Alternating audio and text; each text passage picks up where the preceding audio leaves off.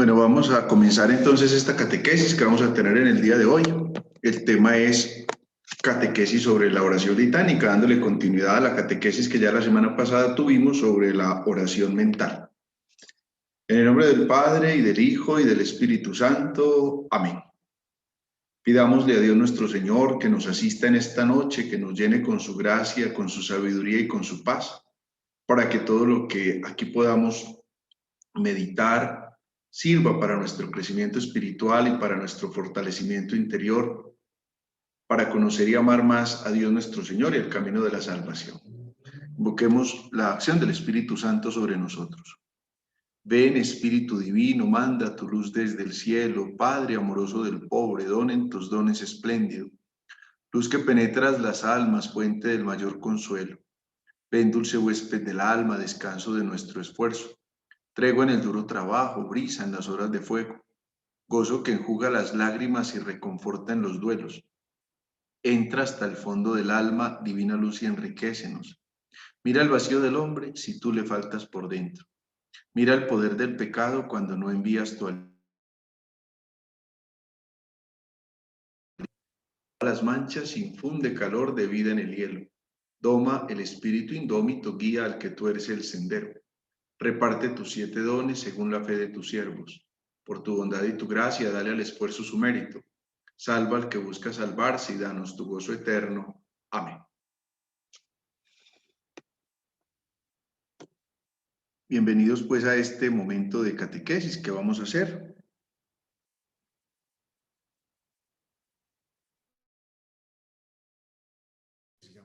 Oración litánica, o también la oración repetitiva, que es muy común en nuestra Iglesia católica y, como lo vamos a ver, también en otras religiones. A veces, lastimosamente, como que se minusvalora, y algunos pues han pretendido decir que es contraria al Evangelio, porque algunos hacen una distinción entre rezar y orar, diciendo que rezar es repetir fórmulas, en cambio orar es entrar en un diálogo directo con Dios. Y vamos a darnos cuenta que eso está pues equivocado. Por eso quiero invitarlos a que partamos de esta afirmación que aparece en el Evangelio de San Mateo en el capítulo 6, versículo 7, cuando Jesús, dentro del contexto del monte de los del monte de las bienaventuranzas, de lo que se llama el sermón de la montaña, nos da esta afirmación. Y al orar, no charléis mucho como los gentiles, que se figuran que por su palabrería van a ser escuchados. En esta afirmación, a partir de esta afirmación, algunos han querido precisamente mostrar cómo Jesús mismo como que contradice el hecho de que cuando estemos rezando dejemos de utilizar expresiones, o como si la formulación de expresiones repetitivas que nosotros vamos usando como si fueran expresiones de menos valor para. Pero démonos cuenta que a renglón seguido, inmediatamente el Señor, ¿con qué nos sale? Nos sale con las palabras del Padre Nuestro. Por eso, si ustedes ven el versículo 8, dice: no sean como ellos, pues su Padre ya sabe lo que ustedes necesitan antes de que se lo pidan. Y luego en el 9 dice: ustedes oren así. Y nos enseña la oración del Padre Nuestro. De manera que nos está enseñando un método de oración que nosotros vamos prácticamente a memorizar. Fíjese usted, por ejemplo, que cuando Cristo nos enseña a orar, nos está enseñando el Padre Nuestro. Nos está mostrando la manera como nosotros debemos acercarnos precisamente a Dios. Hay que tener en cuenta, uniendo esa enseñanza del Padre Nuestro con esta afirmación que ustedes tienen ahí en la diapositiva, que no se trata de que la oración funcione como si fuera un loro, o como si fuera un dispensador automático de oraciones o de plegarias, ni como una campana que se suena, o como una cosa que yo puedo poner en un repetidor de sonido para que lo esté diciendo. No. Cuando estamos en clima de oración, lo primero que el Señor nos enseña es a entrar en nosotros mismos y a dirigirnos con confianza al Padre. Fíjense que, ¿qué hace la oración, por ejemplo, la del Padre Nuestro? Habrán otras oraciones repetitivas que nosotros rezamos y que conocemos y que están en la memoria de muchos de nosotros. Por ejemplo, el Ave María, por ejemplo, la Coronilla de la Misericordia. Son oraciones repetitivas que están en la memoria, pero el problema no es que sean oraciones repetitivas o hechas por otro, sino que tienen que estar coordinando las dos cosas. Es decir, lo que la boca expresa lo tiene que estar pensando el pensamiento y sintiendo el sentimiento, aunque suene como pleonasmo. Es decir, no podemos estar como divididos, sino ahí sí la otra realidad pues no tiene sentido. Por eso cuando Jesús nos enseña a orar, nos está advirtiendo que no podemos caer en la vanagloria, que alguno piense que por mucho hablar lo está haciendo mejor que el otro, y eso puede ser una vanagloria. ¿Cuántas veces el Señor lo critica a los fariseos, por ejemplo, que piensan que por mucho alargar sus discursos o por mucho alargar su tiempo o por mucho alargar sus filacterias, pues van a ser escuchados por Dios? Eso mismo nos puede pasar a nosotros, los cristianos, los católicos. También nos puede pasar que pensamos que por mucho hablar estamos haciendo una oración más profunda y que la gente está maravillada que le pueda decir a usted, uy, pero usted cómo ora de hermoso. Fíjese que ahí estamos pensando en esas vanas palabrerías. Ya eso lo advertía el apóstol San Pablo en la primera carta a Timoteo, en el capítulo 1, versículos del 6 al 7. Dice la escritura: algunos han fallado en esto y se han dado a vanas palabrerías. Pretenden ser maestros de la ley cuando no saben lo que dicen ni entienden lo que dogmatizan. Entonces podemos ver en este contexto que lo que Jesús está criticando es aquellos que piensan que por sus muchas palabrerías tienen que ser escuchados por Dios. El problema de fondo que Jesús está radicando es que esas palabras no surgen del corazón. Seríamos, como lo afirmó el Papa Francisco hace una semana o dos, como loros que estamos repitiendo cosas en las que nosotros ni siquiera creemos. Si nosotros pensamos en un padre de la iglesia que se llama San Ambrosio, que fue maestro de San Agustín, fíjese que San Ambrosio hace una distinción muy bonita entre la oración con intensidad y frecuencia y la oración repetitiva y mecánica. Dice San Ambrosio, que fue obispo de Milán: el Señor Jesús en su enseñanza divina te mostró la conveniencia de orar con intensidad y frecuencia, no para que tú repitas sin cesar y mecánicamente fórmulas de oración, sino para que adquieras el espíritu de orar asiduamente, porque con frecuencia las largas oraciones van acompañadas de vanagloria. Si miramos el fondo de esta afirmación que está haciendo San Ambrosio, nos está pidiendo dos elementos: orar con intensidad y orar con frecuencia. Y nos está previniendo frente a otros dos elementos peligrosos: repetir sin cesar y luego repetir mecánicamente fórmulas de oración que yo no tengo ni en la mente ni en el corazón. Y advierte lo que ya les acabo de decir, advierte San Ambrosio, es que con mucha facilidad se puede caer en la vanagloria. ¿A qué entonces llamamos nosotros oración repetitiva? ¿Y cuál es el sentido de la repetición en la tradición cristiana? Porque démonos cuenta que a veces ya con la expresión como oración repetitiva puede caer, ya de por sí tiene como una connotación negativa. Sí, es que repetir y repetir y repetir como que se pierde el sentido. Pero nos damos cuenta que la invitación en la repetición es muy contraria y por eso les propongo como estos 5 elementos que nos ayudan a comprender el sentido que tiene la repetición, digámoslo así, dentro de una práctica, una metodología de oración. Acuérdense la semana pasada que hablamos de la oración mental y hablábamos de una serie de elementos que tiene la oración mental. Pues estamos hablando de otro elemento que también es muy valioso desde que le pongamos el valor que realmente tiene. La primera realidad es la de acordarnos de Dios, de estar, de vivir en la presencia de Dios.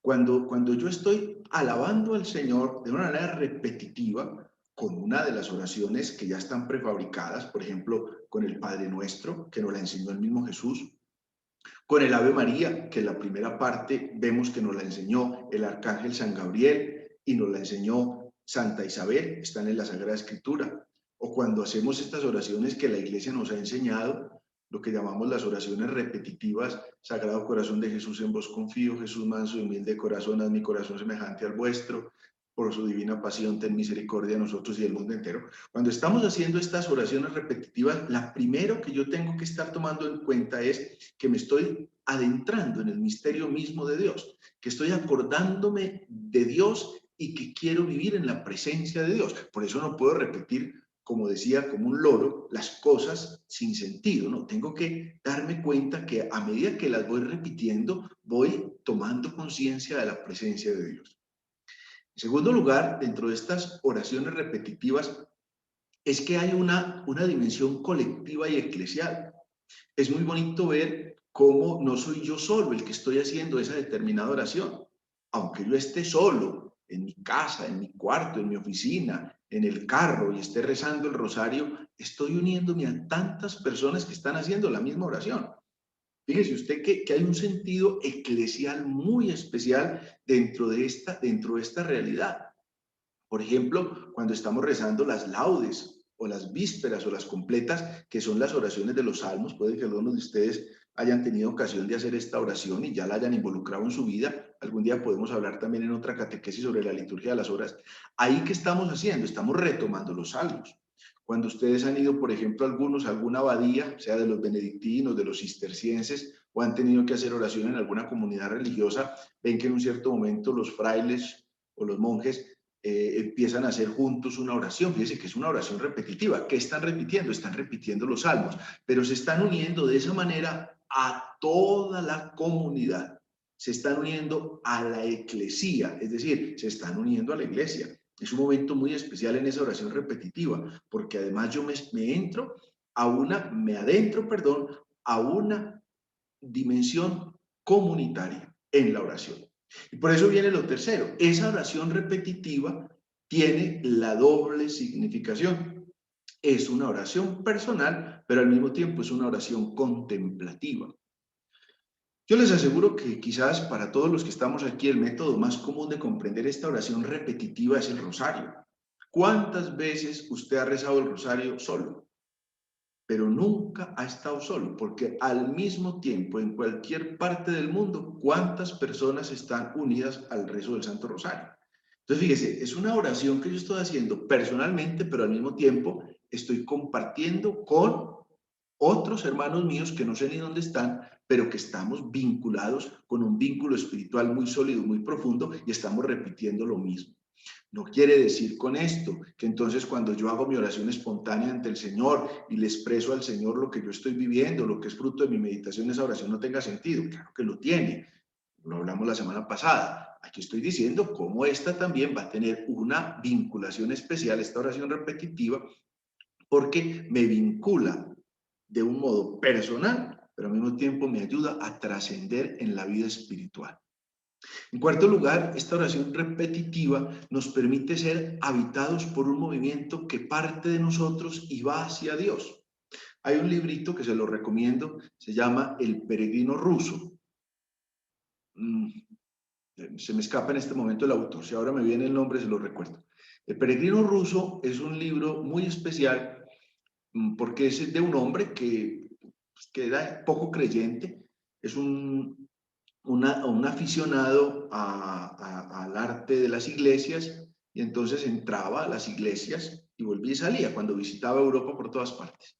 Y un día entra a una iglesia a admirar pues los vitrales y lo que en la iglesia había y estaban celebrando la Santa Misa y él, sin querer queriendo, escuchó cuando dice la palabra San Pablo: hay que orar a tiempo y a destiempo.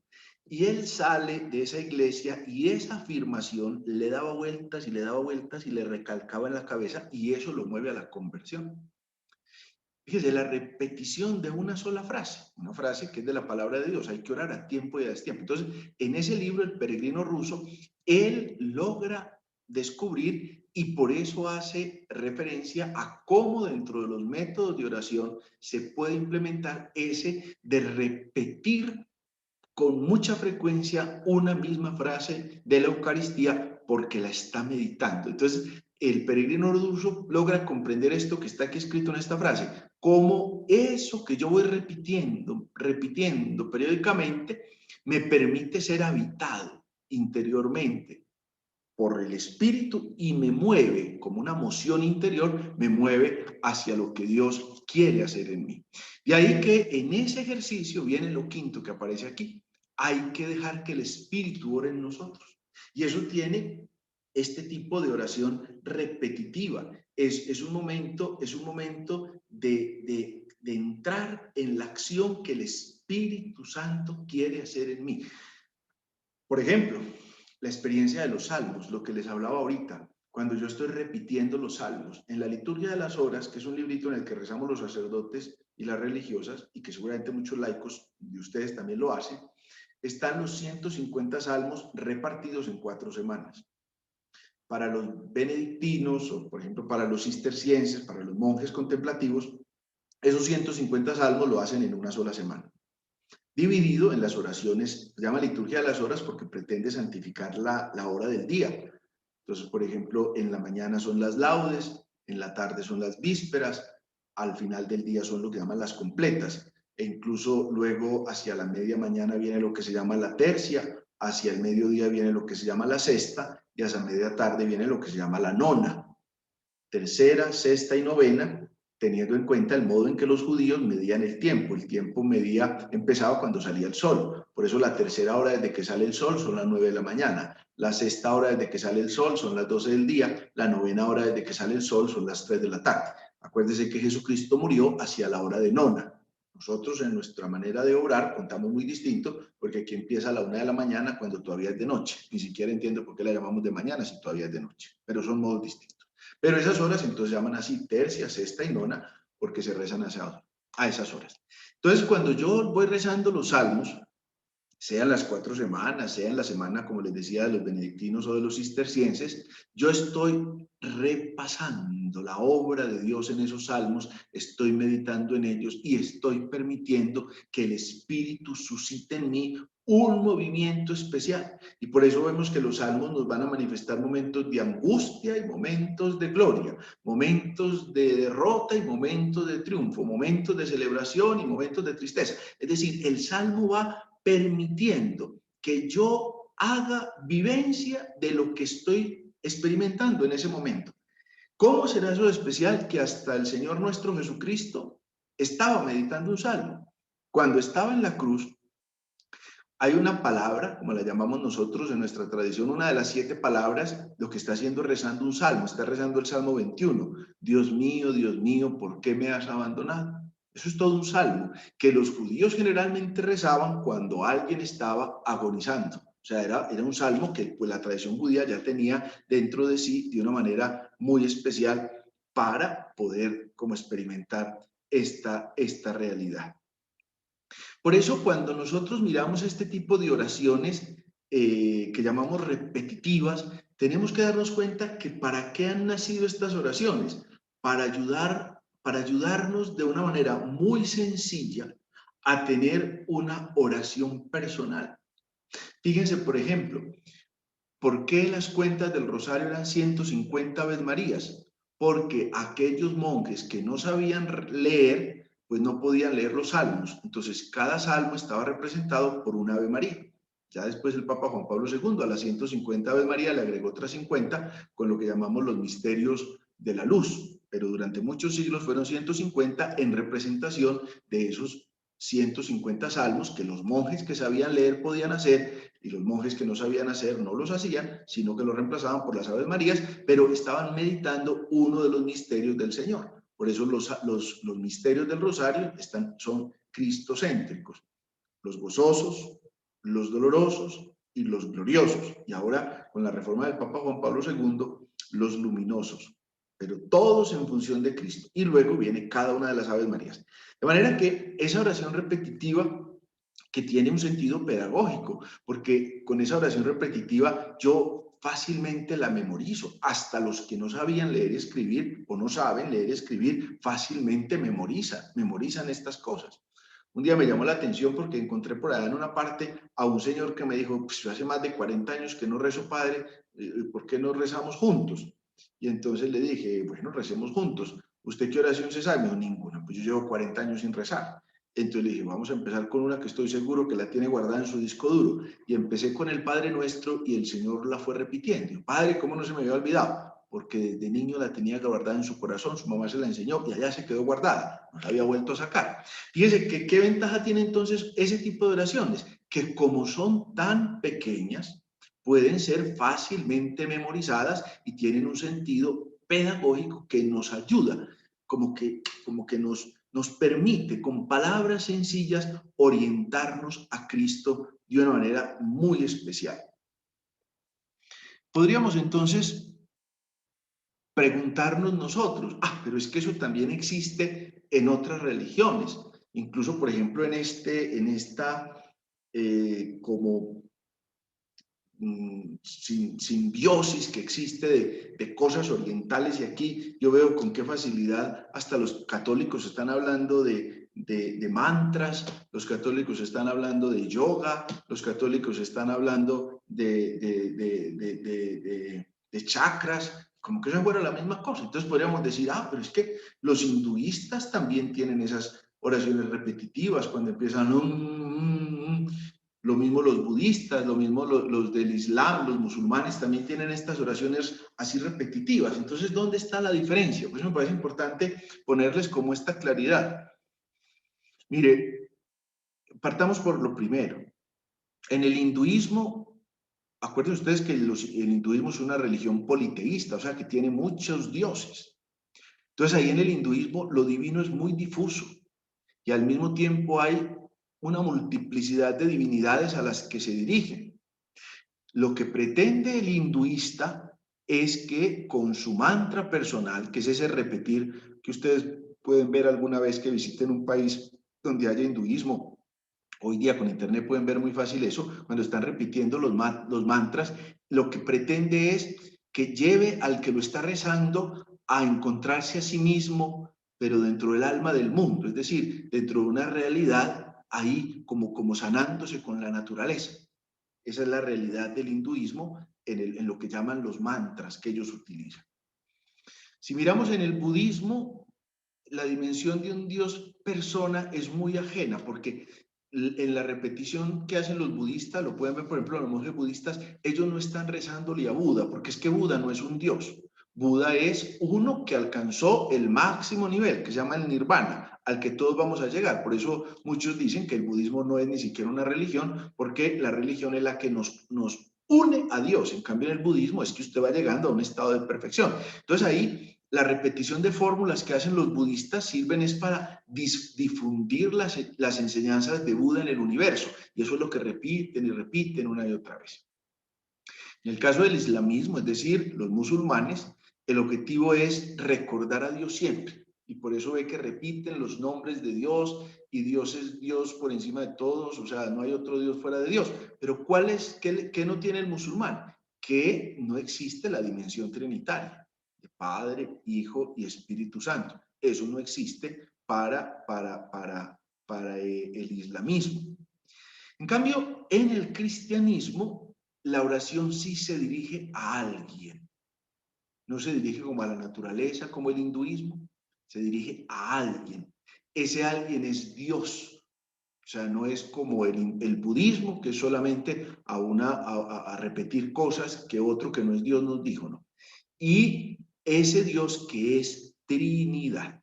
Esa es una experiencia muy importante. ¿Por qué? Porque yo me doy cuenta dentro de la acción trinitaria cómo me dirijo al Padre en el Hijo por el Espíritu Santo. O sea, hay una realidad que ora en mí, que me trasciende, que me lleva de una manera muy especial al encuentro con Dios. Y es una manera muy simple. ¿Por qué? Cuando hablamos de la oración mental, seguramente cuando hace 8 días Seguramente cuando usted va en el carro, pues no tiene forma de hacer esta oración mental como tuvimos ocasión de comentarla la semana pasada. O si usted va en el metro, no va a tener forma de hacer de pronto la lección divina o qué sé yo. En cambio, fíjese con qué facilidad este tipo de oraciones repetitivas sí se pueden hacer en lugares, cuando yo voy, por ejemplo, haciendo una caminada. ¿Cuántas veces haciendo deporte uno reza no solo un rosario, sino muchos, ni va contando, sino que va repitiendo y repitiendo? O cuántas veces yo soy uno que cuando estoy, por ejemplo, jardineando, que me gusta tanto, estoy rezando y rezando Aves Marías y no sé cuántas se puede rezar en 2 o 3 horas que uno esté en medio de la actividad que está realizando. Entonces, a mí me parece que es una cosa importante para que tengamos nosotros en cuenta la valoración de esta realidad. Entonces, entramos, perdón que me pase, a lo que es propiamente en la iglesia la oración litánica. Porque a veces, como les decía, oración repetitiva puede que nos suene negativamente.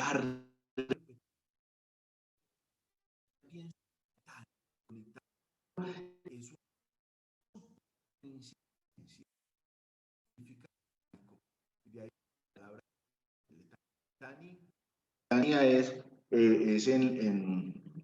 litánica, tiene pues su ascendencia en el latín, pero en castellano le llamamos letanía. Y cuando hablamos de la oración litánica, estamos hablando de la oración de letanías que se usa muchísimo, muchísimo dentro de la vida de la iglesia.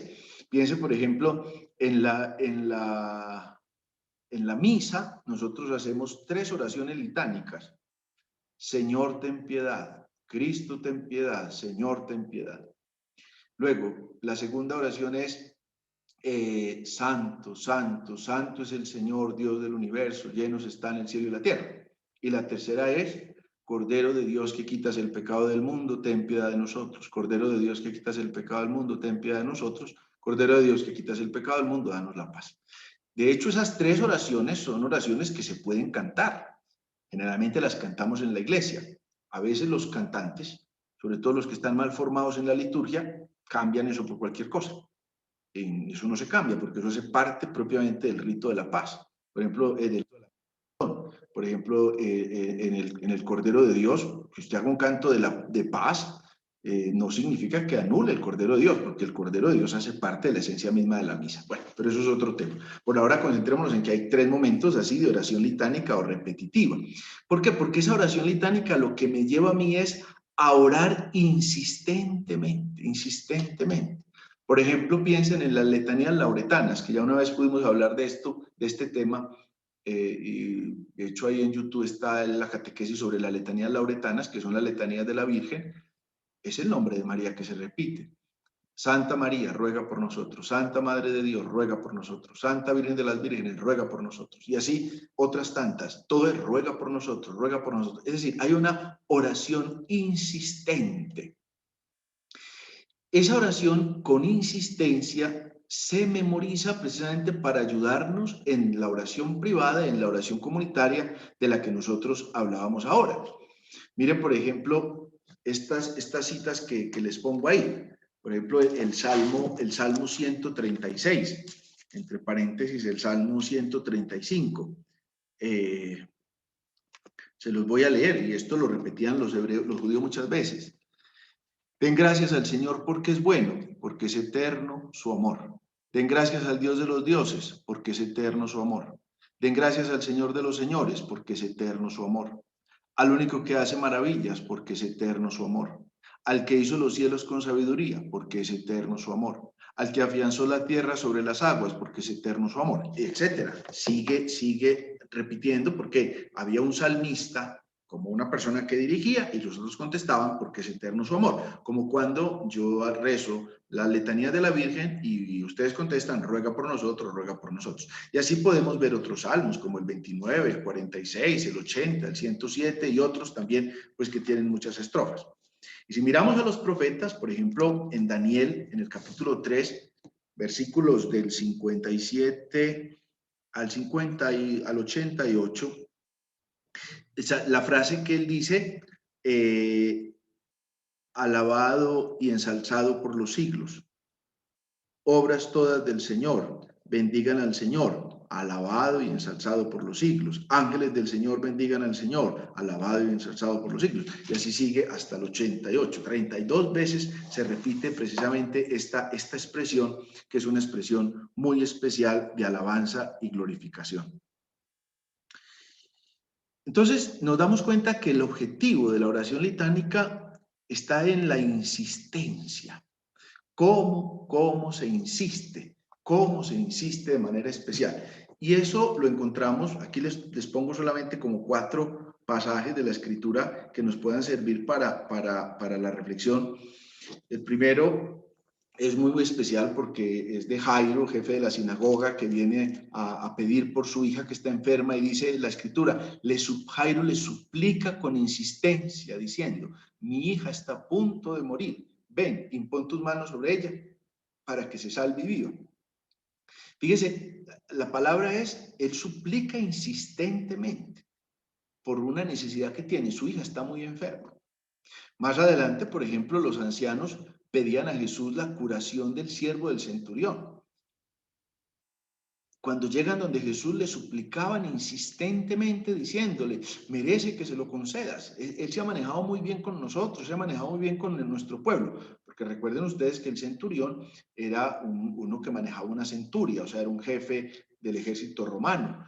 Entonces era un hombre importante. Y entonces los ancianos del pueblo son los que interceden por él, insistentemente. Fíjese que es especial, por eso se las puse ahí en negrilla. Luego, en los Hechos de los Apóstoles, vemos cómo cuando Pedro estaba en la cárcel, dice la Escritura, entonces la iglesia oraba insistentemente por él a Dios. Luego, en la carta a los tesalonicenses, San Pablo advierte, noche y día le pedimos insistentemente poder ver vuestro rostro y completar lo que falta a vuestra fe. Y el apóstol Santiago dice en el capítulo 5, versículo 17, hablando del profeta Elías, Elías era un hombre de igual condición con nosotros, pero oró insistentemente para que lloviese y no llovió sobre la tierra durante 3 años y 6 meses. Démonos cuenta que una cosa es orar insistentemente y otra cosa es orar con palabrería vacía. Porque yo puedo sentarme al Señor y echarle un discurso que hasta lo mareo de tantas cosas que estoy diciendo y a veces sin estar pensando y a veces estoy como hablando así como sin sentido.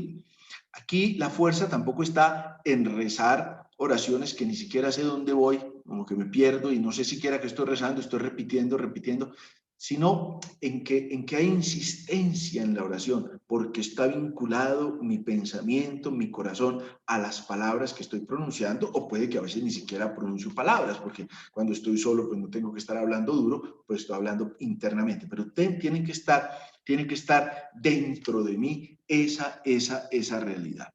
Y démonos cuenta, por ejemplo, que incluso el libro del Apocalipsis trae una expresión muy especial, porque también en el cielo se repiten oraciones. En el Apocalipsis capítulo 4, versículo 8 al 11 dice, entonces los 4 vivientes tienen cada uno 6 alas, están llenos de ojos todo alrededor y por dentro, y repiten sin descanso día y noche, santo, santo, santo, Señor Dios Todopoderoso, aquel que era, que es y que va a venir. Fíjense usted, repiten sin descanso día y noche. Por eso Jesús nos enseña a insistir en la oración. Fíjense, en el Evangelio de Lucas, en el capítulo 18, versículo 7, cuando Jesús dice en forma de pregunta, y Dios no hará justicia a sus elegidos que están clamando a Él día y noche y les hace esperar. Jesús mismo oró con insistencia. Acuérdese, por ejemplo, cuando estaba en su agonía en el Monte de los Olivos. Dice el Evangelio de Lucas en el capítulo 22. Entonces insistía más en su oración y su sudor se hizo como gotas espesas de sangre que caían en la tierra. En fin, vemos entonces que esta realidad que nosotros tenemos dentro de nuestra tradición de la iglesia es una realidad muy especial, porque nos está orientando a mantener una continua comunicación con Dios nuestro Señor. No podemos minusvalorar el sentido que tiene esta repetición de cosas. Un novio o una novia, y ojalá un esposo o una esposa, no se cansan de que les digan que los aman. Te amo, una expresión. Incluso a veces dentro de las dificultades que uno encuentra en la vida de pareja, nos sobra el que diga, padre, es que nunca más me volvió a decir que me amaba. Y el otro puede decir, pero es que usted sabe que lo amo, pero no se lo manifestó. Entonces aquí pasa lo mismo dentro de la vida de oración. Si esta manera simple, como es la oración litánica o repetitiva, a veces se nos escapa de las manos y no la hacemos, ¿qué vamos a poder pasar a un nivel un poquito más avanzado de oración, como puede ser la oración meditativa, la oración contemplativa? Fíjese que este nivel básico es siempre importante y fundamental, y nosotros lo tenemos en la iglesia de muchas maneras. Vea, por ejemplo, con el rezo de los salmos, como les decía ahorita, cuando rezamos las laudes, cuando rezamos las vísperas, cuando rezamos las completas o cuando se rezan las horas intermedias. Por ejemplo, cuando estamos rezando el Padre Nuestro, estamos haciendo una oración repetitiva. Cuando rezamos el rosario, cuando rezamos la coronilla de la misericordia, cuando rezamos quizás las ejaculatorias a la Santísima Virgen, cuando rezamos la letanía lauretanas, cuando rezamos la letanía de los santos. Vean que en la liturgia la letanía de los santos se reza cuando hay bautizos, cuando hay ordenaciones. En la noche santa de la Pascua y en la noche santa de la Navidad también el sacerdote siempre hace las letanías de los santos. No se invocan todos los santos, porque los santos son muchísimos, no alcanzan, pero se invocan una serie de santos, ruega por nosotros, ruega por nosotros. Ahora les mostraba, por ejemplo, cómo dentro de la misa, el Señor ten piedad, el santo antes de la elevación y el Cordero de Dios antes de la comunión son momentos de oraciones litánicas. Y como esas tantas otras, que quizás otro compuso por nosotros. Cuando nosotros sabemos esas pequeñas oraciones. ¿Cuántas oraciones sabemos que nos enseñaron en la casa y desde niños? Esta semana estaba recordando yo al Papa Juan Pablo I, dentro de las poquitas cosas que dijo, cuando, pues acuérdense que Juan Pablo I solo logró ser Papa 33 días, y entonces en una de esas presentaciones dice, recuerdo a propósito una oración que desde niño me enseñó mi madre. Dios mío, con todo el corazón y por encima de todo me entrego a vos, bien infinito y felicidad eterna nuestra. Por amor vuestro, amo al prójimo como a mí mismo y perdono las ofensas recibidas, Señor, que os ame cada vez más. Amén. Esa oración, fíjese que es una repetición que seguramente Juan Pablo II hizo muchísimas veces en su vida, una oración litánica. Cuando yo hago la lección divina cada día, por ejemplo, yo escucho una meditación del Evangelio, de la primera lectura del Salmo en la mañana y me quedo con una frasecita y a lo largo del día la estoy repitiendo, estoy haciendo una oración litánica. La clave está en que eso que yo estoy orando como repetitivamente o litánicamente, mejor usemos esa palabra, esté siempre vinculada la mente y el corazón. Cuando eso no está vinculado, ahí sí, no es oración porque me perdí, ¿cierto? No estoy haciendo nada, estoy repitiendo cosas. Entonces, caigamos en cuenta, nosotros no hacemos mantras, eso no es católico. Nosotros hacemos una oración que otro quizás escribió. Puede estar en la escritura, puede estar en la vida de los santos. Cuando estamos haciendo una oración repetitiva, fue que el Espíritu suscitó a alguien y que yo en este momento estoy bebiendo de esa fuente especial que es esa oración. Tengo que hacer mías esas palabras que estoy diciendo. Y eso sí, no se nos olvide.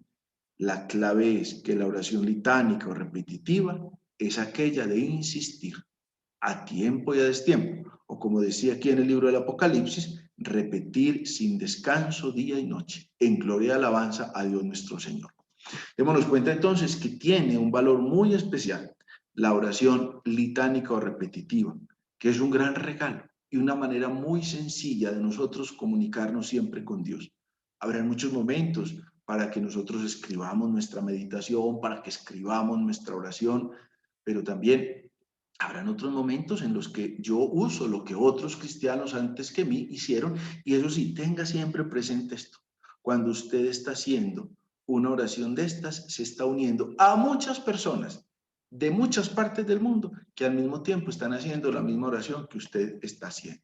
Entonces, valoremos esto, que siempre la mente y el corazón estén unidos a las palabras que nosotros estamos pronunciando.